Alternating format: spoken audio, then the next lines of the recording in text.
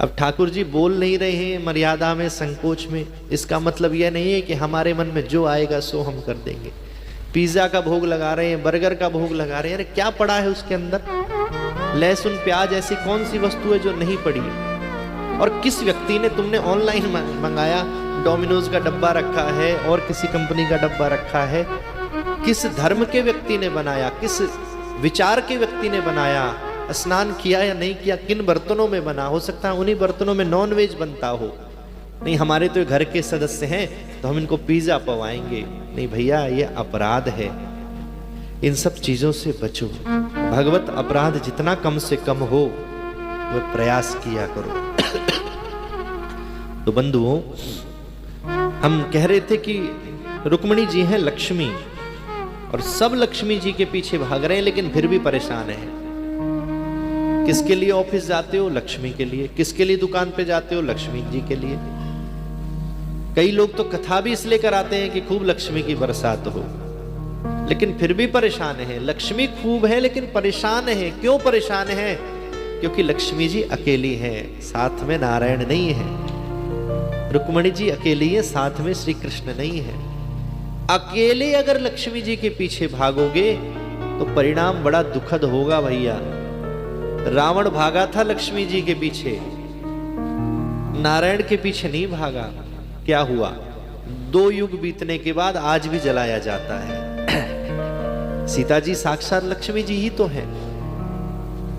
और हम सब क्या हैं? युगल उपासक हैं। हम सबका तिलक ही बताता है। जितने भी हमारे सनातन में तिलक हैं उन सब में 2 रेखाएं होती हैं। चाहे वो रामानुज संप्रदाय की बात करें, रामानंदी की बात करें, हम अपने शैव संप्रदाय की बात करें, जिसमें आप एक यह और एक ये 2 रूप में देख रहे हैं। तो हम सब युगल उपासक हैं। ये प्रतीक है कि साक्षात जो चंदन है वो भगवान शिव है, और जो श्री है वो साक्षात मां पार्वती है, लक्ष्मी जी है, नारायण है। तो हम सबको युगल उपासक बनना है, और उसमें भी प्राथमिकता ठाकुर जी की प्रसन्नता की रखनी है। जब अगर हमने ठाकुर जी को प्रसन्न कर लिया और बुला लिया तो भैया माँ लक्ष्मी तो अपने आप उनके संग चले आएंगी। किसी के घर में कोई शादी हो, कार्ड देने आपके घर आए और सिर्फ आपकी धर्मपत्नी से कहे सिर्फ आपको ही आना है, पुरुषों को नहीं आना, क्या आप अपनी पत्नी को जाने दोगे? लेकिन आपसे कहे सपरिवार आना तो आप पत्नी बच्चों सबको लेकर के जाओगे। इसी प्रकार से ठाकुर जी को तो कोई बुलाना नहीं चाहता, ना उनको मांगता, उनसे कितना कुछ मिल जाए, और उनसे ही कहते हैं लक्ष्मी जी को जरा भेज देना। अरे भैया हम तो ऐसी कहा दुश्मनी है जो तू हमको ना बुला रहे हो, अकेले अकेले लक्ष्मी जी को बुला रहे हो है। जहां हमेशा भागते रहे वो लक्ष्मी भी ना मिलेंगी। तो इसलिए जीवन में स्थिरता चाहते हो तो लक्ष्मी के साथ साथ नारायण को भी चाहो। बहुत लक्ष्मी आ गई, सुख तो आएगा, शांति नहीं आएगी। हमेशा जीवन में परेशान रहोगे भैया। उस परेशानी से दूर होना है तो रुक्मिणी के जी के साथ साथ कृष्ण को भी चाहो। आप सबने रुक्मिणी जी का विवाह किया। आप सब क्या हैं? लड़की वाले हैं, और हम सब ब्रजवासी क्या हैं? लड़के वाले हैं। अब आप कहोगे कि बारात लेके फिर हमें आना चाहिए था, तो यह भी ट्रेंड चल रहा है कि जहाँ के लड़के वाले होते हैं वहीं शादी होती है आजकल। कल हम पूज्य श्री रसिया बाबा के उत्सव में देख रहे थे कि बिटिया की शादी हैदराबाद है तो हैदराबाद ही जाके कर रहे हैं शादी। वृंदावन में एक छोटा सा ठाकुर जी का उत्सव कर दिया। तो यह भी ट्रेंड है, इसलिए आप यहाँ आए हैं और ठाकुर जी का विवाह आनंद से आपने किया। 3 प्रकार के व्यक्ति होते हैं। एक, जो लक्ष्मी जी को पुत्री मानते हैं। दूसरे, जो लक्ष्मी जी को पत्नी मानते हैं। तीसरे, जो लक्ष्मी जी को मां मानते हैं। उन तीनों का नाम है उत्तम, मध्यम और अधम। सबसे श्रेष्ठ कौन है? जो पुत्री मानता है। जो पत्नी मानता है वो भोगों में खर्च करता है, धन का नाश करता है। जो मां मानता है वो अपनी सिर्फ जरूरत की चीजों पे खर्च करता है, दान पुण्य कथा अनुष्ठान इन सब चीजों से दूर रहता है। अब अगर लक्ष्मी बहुत बड़ी हो गई हमारे घर में, पुत्री रूपी लक्ष्मी बहुत बड़ी हो गई, बहुत बड़ी मतलब कुछ सामर्थ्य उस लक्ष्मी की कृपा से आ गई, तो लक्ष्मी की सबसे सुंदर गति है कि उनका विवाह हम नारायण से करें। और नारायण से विवाह क्या है?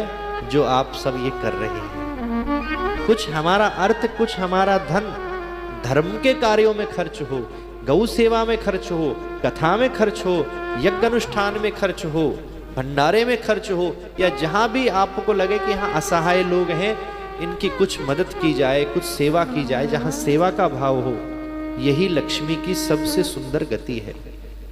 कुछ अंश लक्ष्मी का हम ऐसे कार्यों पे लगाते हैं तो उस बची हुई लक्ष्मी का दुष्प्रभाव कभी हमारे जीवन में नहीं पड़ता है। घर में जो लक्ष्मी आपकी बची है, सारी तो लगी नहीं कथा में, थोड़ी सी लगी है, लेकिन जो बची हुई है उसका दुष्प्रभाव कभी जीवन में नहीं पड़ सकता। और यही सबसे सुंदर लक्ष्मी जी की गति है, क्योंकि तीन ही गति है, दान, भोग और नाश। दान करोगे तो नाश कभी नहीं होगा। कुछ लोग अपने ऊपर भी नहीं खर्च करते, तो एक बार बीमार पड़ते हैं, जितनी सेविंग जीवन भर करिए महीने भर में लग जाती है, कष्ट लग पाते हैं। कोर्ट केस हो जाता है, लाखों करोड़ लगते हैं, फिर भी कष्ट पाता है। इसलिए थोड़ा थोड़ा सत्कर्म में जीवन यह लगा रहे, यही हमारे जीवन की सार्थकता है और इसी में आनंद है। ठाकुर जी के यहाँ पुत्र का जन्म हुआ और साक्षात कामदेव जी ही प्रद्युम्न जी महाराज बनकर पधारे हैं।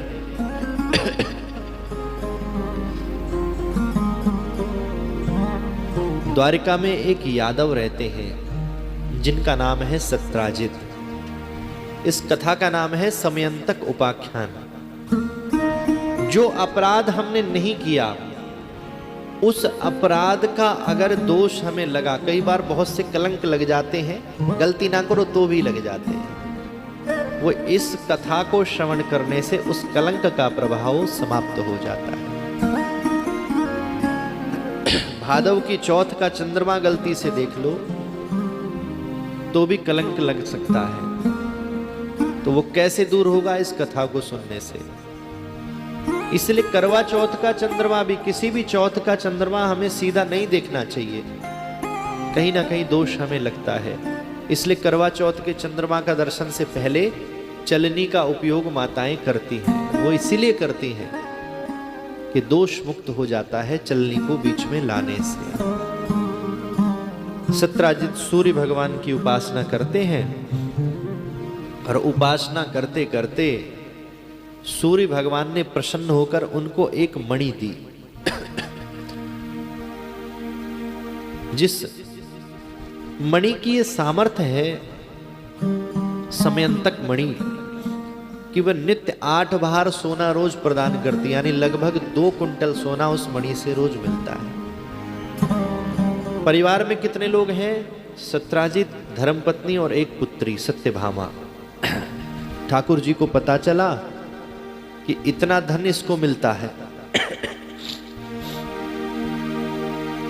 ये क्या करेगा, घर में तो थोड़े से मेंबर हैं।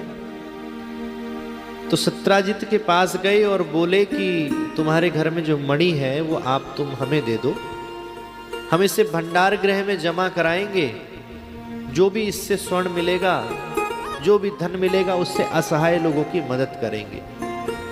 सत्राजित ने कहा पत्नी से पूछ लूं।